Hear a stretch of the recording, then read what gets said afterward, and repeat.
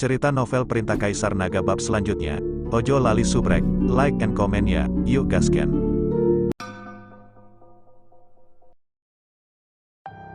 Kakak kedua, jangan takut, masih ada aku. Pada saat ini, Ji Yun, yang berada di antara kerumunan, berjalan ke arah Ji Meiling dan berbisik. Ji Meiling melirik Ji Yun dan mengangguk sambil tersenyum terlepas dari kekuatan Ji Yun. Setidaknya dengan Ji Yun di sini, Ji Meiling tidak akan merasa terlalu kesepian. Saat Ji Meiling dan Ji Yun sedang berbicara, Ji Meizhen menemukan Ji Yun tidak jauh dari situ. Saudaraku, lihat, bukankah ini apoteker yang ditemukan Ji Cheng? Mengapa orang ini masuk juga? Ji Meizhen menunjuk ke arah Ji Yun dan berkata, saat itu, Ji Cheng menelepon Chen Ping dan berkata bahwa mereka semua adalah apoteker. Jadi Ji Meizhen juga menganggap Ji Yun sebagai apoteker.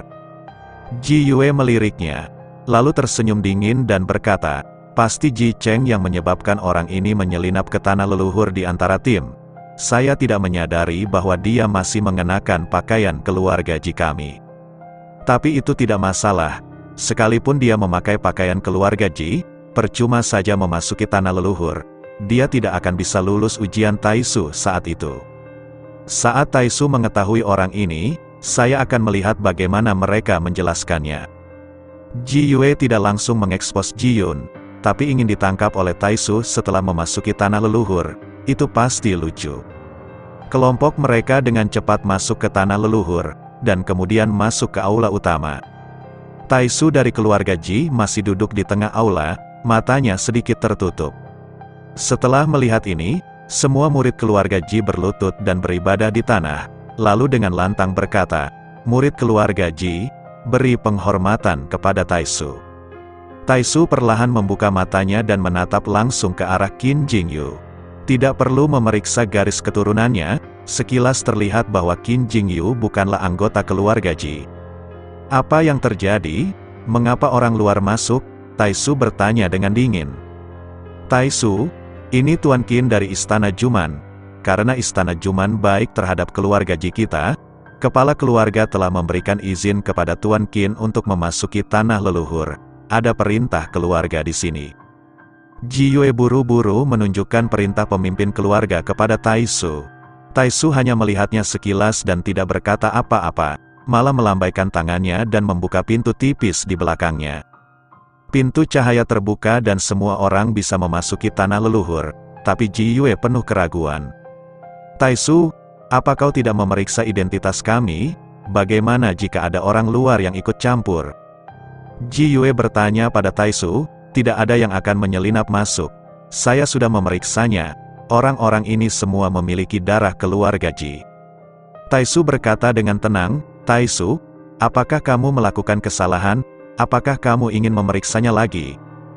Ji Yue jelas melihat Ji Yun dan berbaur dengan tim, tapi Taisu tidak mengetahuinya. Apakah kamu menanyaiku? Taisu memandang Ji Yue dengan dingin. Pada pandangan ini, Ji Yue sangat ketakutan sehingga dia berlutut dan bersujud. Taisu, harap tenang. Saya tidak berani mempertanyakan Taisu. Taisu, memang ada orang luar di tim ini. Setelah Ji Meizhen selesai berbicara, dia melangkah maju dan menarik Ji Yun keluar dari tim. Ji Meizhen, apa yang kamu lakukan? Ji Meiling melangkah maju untuk menghentikannya. Ji Meiling, kamu memasukkan orang luar ke dalam tim dan memasuki tanah leluhur. Ini melanggar aturan keluarga Ji. Tunggu saja hukuman Taisu. Ji Meizhen berkata sambil mencibir, Taisu, orang ini bukan keluarga Ji-ku. Dia adalah apoteker yang dipekerjakan oleh kota Ji. Namun dia mengenakan pakaian keluarga Ji-ku dan masuk. Ini jelas tidak menganggap serius Taisu. Ji Yue dengan cepat menunjuk ke arah Ji Yun dan berkata. Taisu hanya menatap Ji Yun lalu berkata, tidak ada yang bisa menyelinap ke tanah leluhur dari mataku. Orang ini memiliki darah keluarga Ji dan bukan orang luar. Apa? Ji Yue dan Ji Meizhen sama-sama tercengang. Taisu, bagaimana ini mungkin? Dia, Ji Meizhen sama sekali tidak percaya bahwa Ji Yun akan menjadi anggota keluarga Ji. Kamu tidak percaya padaku? Taisu memelototi Ji Meizhen. Lutut Ji Meizhen langsung melunak dan dia berlutut di tanah. Melihat identitasnya telah terungkap, Ji Yun tidak menyembunyikannya sama sekali. Dia langsung berlutut di depan Taisu dan berkata, "Junior Ji Yun, beri hormat kepada Taisu."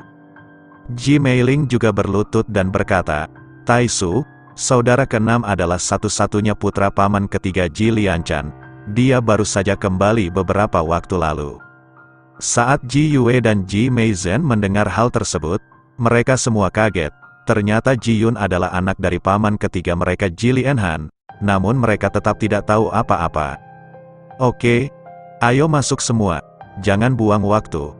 Kali ini hanya ada 3 hari untuk membuka tanah leluhur. Berapa banyak yang bisa kamu panen tergantung pada keberuntunganmu sendiri." Taisu melambaikan tangannya dan meminta semua orang segera memasuki tanah leluhur. Adapun perselisihan dalam keluarga Ji, Taisu tidak peduli. Dia hanya ingin melindungi tanah leluhur. Segera, semua orang melewati gerbang cahaya dan memasuki tanah leluhur. Ini adalah pertama kalinya banyak orang memasuki tanah leluhur, jadi mereka sangat gugup. Ji Yun juga sedikit mengepalkan tinjunya, dengan wajah yang sangat gugup. "Kakak keenam, jangan terlalu gugup, tidak ada yang menakutkan di tanah leluhur. Selama kamu tidak masuk terlalu dalam, tidak akan ada bahaya apapun." Ji Meiling menghibur Ji Yun. Saat semua orang merasakan kilatan cahaya putih di depan mata mereka, pemandangan indah yang dikelilingi pepohonan hijau subur dan pegunungan muncul di hadapan mereka. Banyak orang yang sangat terkejut saat melihat ini. Mereka mengira tanah leluhur ini dipenuhi aura teror dan diselimuti kekacauan abu-abu. Namun saya tidak menyangka bahwa pemandangan indah Gunung Kiungsan jauh melebihi ekspektasi banyak orang. Dan aura di sini berkali-kali lipat lebih kaya dari aura surga dan dunia manusia, bahkan aura aslinya pun sangat kaya. Hanya saja banyak dari orang-orang ini yang belum membuka ruang asal, sehingga tidak bisa menyadari asal-usulnya. "Saudaraku, kamu bilang anak paman ketiga ada di sini, tapi paman masih menyembunyikannya dari kita. Apakah dia punya niat?" Ji Meizhen melirik Ji Yun tidak jauh dari situ dan berkata, "Dia pasti punya agenda. Tampaknya paman ketiga baik-baik saja di luar. Meskipun saudara keenam tidak kuat, teman-temannya sangat kuat, terutama Chen Ping. Dia bukan hanya seorang apoteker, tapi dia juga aku bisa mematahkan lengan Tuan Qin. Sepertinya paman itu pasti ingin mengikuti paman ketiga secara diam-diam, dan kemudian bergabung dengan paman ketiga untuk mengusir garis keturunan kita." Ji Yue menganalisisnya dengan cermat. Bagaimanapun, Ji Lianjun pasti memiliki kepentingan egoisnya sendiri dalam menyembunyikan identitas Ji Yun. Jika tidak, dia tidak akan menyembunyikannya. "Saudaraku, analisamu benar sekali. Sepertinya kita harus mengambil tindakan dan berusaha memenangkan hati saudara keenam. Jika garis keturunan paman ketiga dapat menghidupi kita, maka posisi kepala keluarga pasti akan menjadi milik ayahku." Ji Meizhen berbisik, "Baiklah, ayo pergi ke sana." Ji Yue mengangguk. Segera, Ji Meizhen dan Ji Yue berjalan menuju Ji Yun. "Kakak keenam, aku benar-benar tidak menyangka bahwa kamu adalah anak paman ketiga. Mengapa kamu tidak memberitahu adikmu lebih awal? Jika kamu memberitahuku lebih awal, tidak akan ada kesalahpahaman." Ji Meizhen datang dan mengikuti Ji Yun mendekat. "Benar, kakak keenam, kamu memperlakukan kami terlalu seperti orang luar. Sekarang kami tahu identitasmu, kami pasti akan menjagamu. Jangan melihat keindahan tanah leluhur ini, tapi banyak bahayanya. Sebaiknya kamu ikut dengan kami. Kalau terjadi sesuatu, kamu masih bisa dijaga." Ikuti Ji Meiling, dia tidak bisa melindungi dirinya sendiri. Bagaimana dia bisa menjagamu? Ji Yue juga melangkah maju untuk memenangkan hati Ji Yun. "Ji Yue, Ji Meizhen, apa yang ingin kamu lakukan? Kakak keenam tidak akan bersama orang sepertimu. Apakah kamu ingin mendapatkan sesuatu dari saudara keenam?" Ji Meiling bertanya sambil menatap Ji Yue dan Ji Meizhen dengan marah. "Ji Meiling, jangan bicara omong kosong. Apa yang bisa kami dapatkan dari kakak keenam? Kami hanya mengkhawatirkan keselamatan kakak keenam. Bisakah kamu melindungi saudara keenammu sendirian sekarang? Bagaimana jika kamu menghadapi bahaya di tanah leluhur ini?" Ji Meizhen bertanya dengan nada menghina. "Aku bisa. Meskipun itu mengorbankan nyawaku, aku akan menjaga saudara keenamku tetap aman. Ji Meiling berkata dengan marah, oke, jangan berdebat lagi, kita semua satu keluarga, kenapa repot-repot? Adik kedua sendirian dan relatif kesepian, sebaiknya aku tinggal bersamanya. Ji Yun memilih untuk bersama Ji Meiling, namun, Ji Yun tidak banyak bicara, lagi pula dia dan Ji Meiling tidak sekuat Ji Yue dan Ji Meizhen, apalagi mereka juga memiliki Qin Jingyu. So Ji Yun mengatakan ini agar Ji Yue dan Ji Meizhen tidak memusuhi dia untuk sementara. Jika tidak, mereka akan menjadi jahat di tanah leluhur dan menyerang dia dan Ji Meiling, yang akan merepotkan. Ji Meizhen ingin mengatakan sesuatu yang lain, tetapi dihentikan oleh Ji Yue, dan kemudian berkata sambil tersenyum, saudara keenam, kamu dapat mengikuti siapapun yang kamu inginkan, tetapi ketika kamu menghadapi bahaya, kamu harus menghubungi kami tepat waktu. Terima kasih, saudara kedua, Ji Yun mengangguk. Ji Yue pergi, dan semua orang juga berpencar untuk mencari peluang. Hanya ada 3 hari, dan tidak ada yang berani menunda. Saudara keenam, ayo pergi juga, tanah leluhur ini memiliki banyak sumber daya lain selain asal-usulnya yang tidak berdaya. Jika kita beruntung, alangkah baiknya kita menemukan senjata sakti peninggalan nenek moyang kita. Ji Meiling berkata pada Ji Yun mengangguk, lalu mengikuti Ji Meiling ke tanah leluhur. Jauh di dalam tiang gunung, Chen Ping masih bertarung mati-matian dengan monster fantasi asli itu. Saat dia terus membunuh binatang fantasi asli itu, Chen Ping secara bertahap memperoleh beberapa wawasan. Chen Ping tahu bahwa dia tidak jauh dari pemahaman tentang asal mula sistem logam. Namun, tubuh Chen Ping sudah dipenuhi bekas luka saat ini. Bisa dibayangkan betapa sulitnya membunuh monster fantasi asli ini hanya dengan tubuh dan tinju Anda. Setelah membunuh monster fantasi asal lainnya, Chen Ping jatuh ke tanah, terengah-engah, dan pakaiannya compang-camping. Bahkan beberapa pakaiannya tidak menutupi tubuhnya. Ji Meiyan berjalan ke arah Chen Ping dan menatap Chen Ping dengan kekaguman di matanya.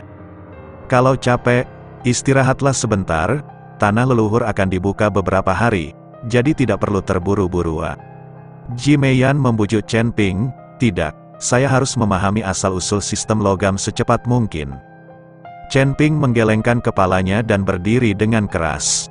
Hanya setelah memahami asal-usul sistem logam barulah Chen Ping mulai menyerap aura asli Wuzu, dan asal-muasal ilusi, guntur dan kilat, serta asal mula api di tubuhnya semuanya perlu dilengkapi dengan aura asli. Chen Ping harus memanfaatkan waktunya sepenuhnya di sini dan tidak boleh membuang waktu. Tempat bagus seperti ini tidak dapat ditemukan kapanpun. Ji Meiyan melihat Chen Ping begitu gigih, jadi dia tidak bisa menghentikannya dan hanya bisa mengikuti di belakang. Pada saat yang sama, di pintu masuk tiang gunung, Ji Yue, Ji Meizhen dan Qin Jingyu juga masuk. Ada binatang fantasi paling asal di gunung ini, begitu banyak anak keluarga Ji yang tidak akan masuk, lagi pula, mereka belum membuka ruang asal, jadi tidak ada gunanya masuk. Tapi kali ini Ji Yue dan Ji Meizhen menemani Qin Jingyu. Tuan Qin, sebagian besar binatang fantasi asal di sini berasal dari unsur logam, jadi kemungkinan Anda memahami unsur logam sangat tinggi. Ji Yue berkata pada Qin Jingyu, Tuan Qin, binatang fantasi asal ini perlu dibunuh dengan kekuatan tubuh fisik. Anda tidak dapat menggunakan mantra atau senjata magis. Hanya dengan cara ini Anda dapat menyadari asal-usul elemen logam secepat mungkin.